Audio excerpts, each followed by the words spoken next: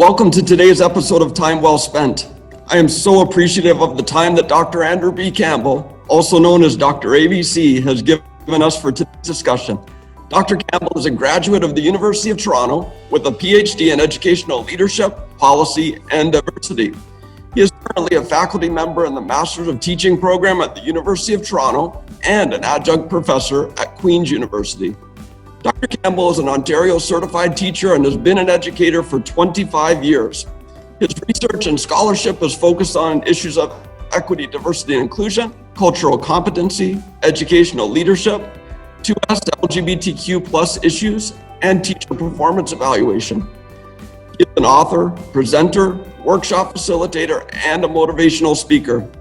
Thank you so much for your time today, Dr. Campbell, as we explore the concept of anti-Black racism and the steps that we can take to move forward in standing up against it and the harm that it causes. Thank you so much, and thanks for having me. And it's a pleasure to have this conversation. It's important that I'm one of those proponents that talks a lot about engaging in courageous conversations. And those conversations are not just workshops or staff room or in the passageway, but anywhere you can get them, in the street, on the lane, on an interview like this, wherever you can get those conversations. Because what I like about those conversations, especially since you're recording this one, is that it will be there for other persons to draw on. And every now and then, a conversation like this, somebody goes back to it and is edified, so to speak. So I'm happy to be a part of this conversation. Thank you.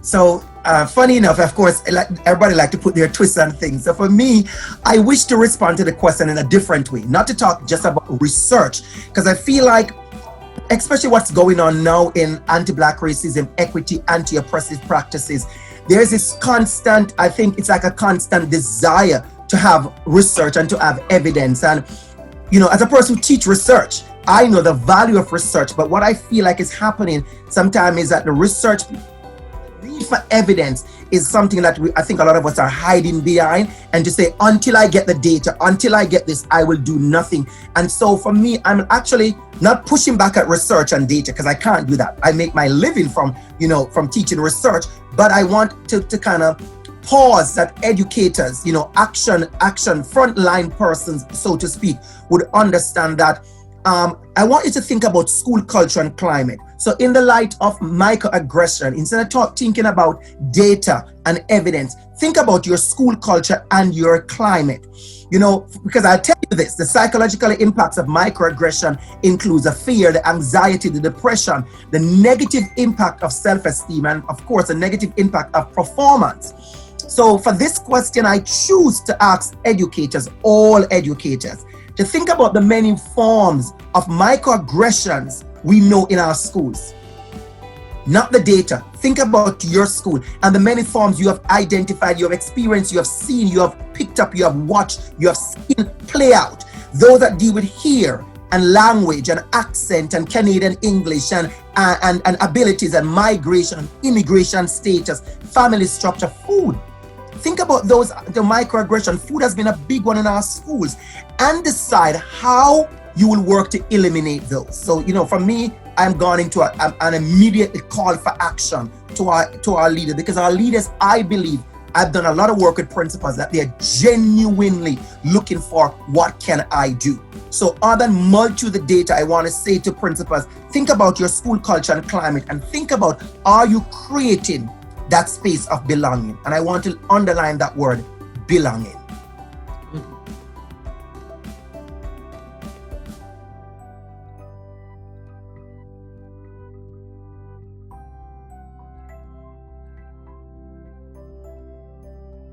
One of the main things I want to say is, when we see it, identify it, call it out, and remedy it. So I would say identify, call out, and remedy.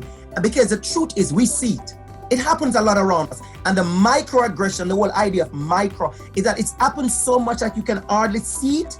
But I think right now, and I'm going to come back to this later, I think all of us, more than any time else, we are wearing equity lens, so to speak. And I'll talk about that later on. And I because of that hypersensitivity, that hyperliteracy, so to speak, that hyper identity, we can see it. So see it, stop it, and call it out. Say, I heard what you said. I saw that. That comment, I heard that comment. You have to call it out. And then when we call it, when we identify it with color, then we remedy it. And sometimes the remedy is simply saying to someone, don't do that. Sometimes the remedy is simply saying, we don't use that language. Sometimes the remedy is breaking down, why do you feel the need to ask that question or to make that comment? Why? So sometimes, so the identifying, calling it out and remedy and taking action, that for me is the steps.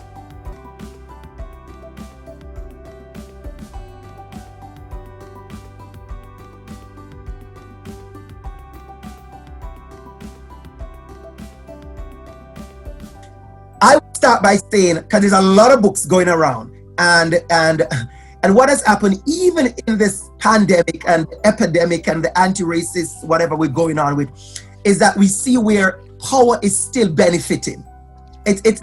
People, I think structural racism and structural systematic oppression is so embedded in everything. Sometimes we are supporting and don't even realize it. So the other day when everybody was reading books, the first thing you have to ask yourself, who are writing those books? So there are speakers who have made thousands of dollars on their book, and they're speaking and giving, but they don't identify as BIPOC.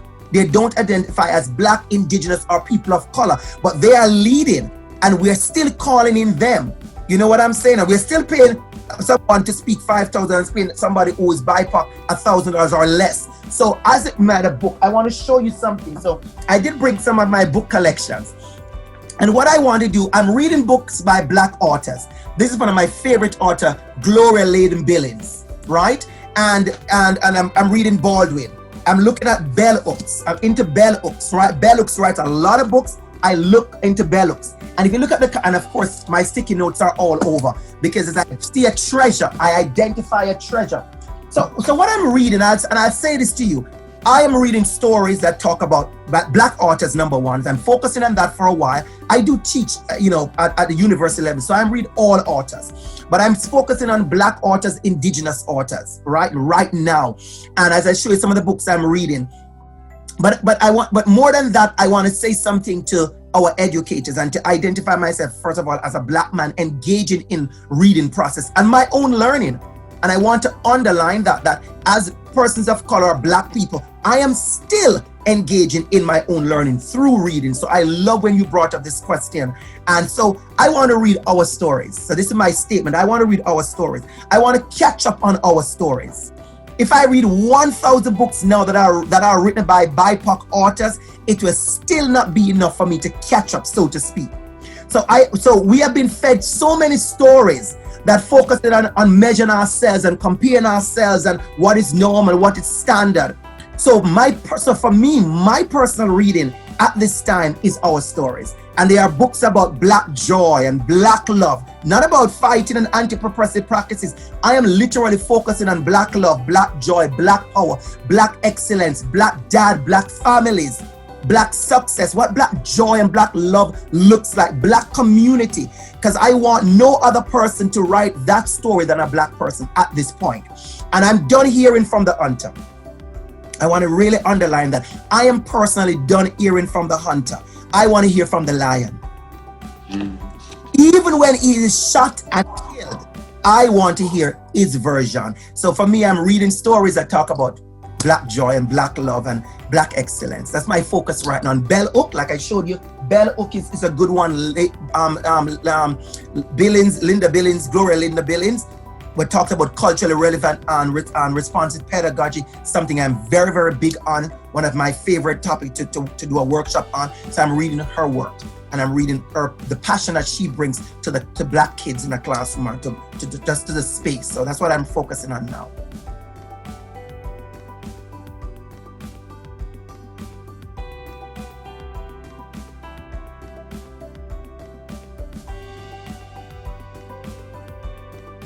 I know this video is for your leaders, and so I genuinely want to address leaders as my closing, my antidote, so to speak, is that we need leadership right now defined by courage.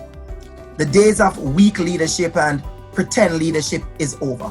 We're looking at, and that is why even the study of leadership, years ago when I did my research and I started to study leadership back as far as 2004, there are many things that I didn't learn. Right now in 2020, we're teaching topics about authentic leadership, inclusive leadership, advocacy leadership, transformational leadership, transformative leadership. We're talking about moral and ethical leadership, servant leadership. We're talking about the kind of leadership that takes courage, the kind of leadership that says, let me write, let me talk, let me speak, let me raise my hand, let me interrupt.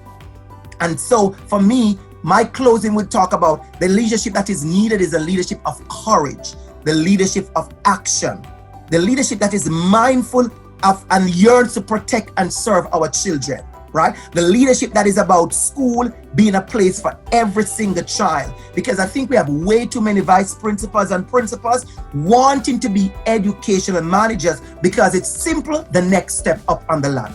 I've been in school 25 years. September the 1st, we make 25 years as a trained teacher. So I'm not as young as I look. It's good grace, good God, and I moisturize, right? So the vision itself is, a lot of our principals, I think, not pushing principals, because I've worked with principals for years, is that we have to be careful that our vision of leadership now is not self-seeking and self-serving. We want the kind of leadership that says, I want to go in, I want to make changes.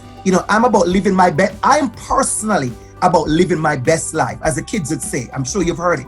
But when you have chosen a position as a vice principal, a principal, a superintendent, you have to know you cannot center the focus on you. You cannot be the center. You have to be aware that school will never be about you. You have to know that it is all about other people's children. That is the kind of leadership that, and this position I think is lacking. So I want to call on leaders to be strong, to be fearless, to be brave, to be truly allies, to be truly advocate and accomplice. And that's what I want to talk about. Courageous leadership that is needed to bring about change. I'm so appreciative of the time that you've given us today, Dr. Campbell. Thank you. Wealth of expertise, and although the subject matter is challenging and it is real, I love your passion for the message that includes a focus on the importance of commitment to action, and also combined with hope. Like we can, it's definitely a challenge, but we can move forward. That hope, that word, I'm doing a workshop this week, and that word hope is the most powerful word in my entire workshop. It is the oil. The hope is the oil in our lamps. The hope is the oil in our. If we have no hope, we can't do this work. You have to walk in school every day with a hope that things will be different, and then raise your hand to make a difference. Awesome. This was indeed time well spent. I wish you my best. Thank you so much for having me. Thank you.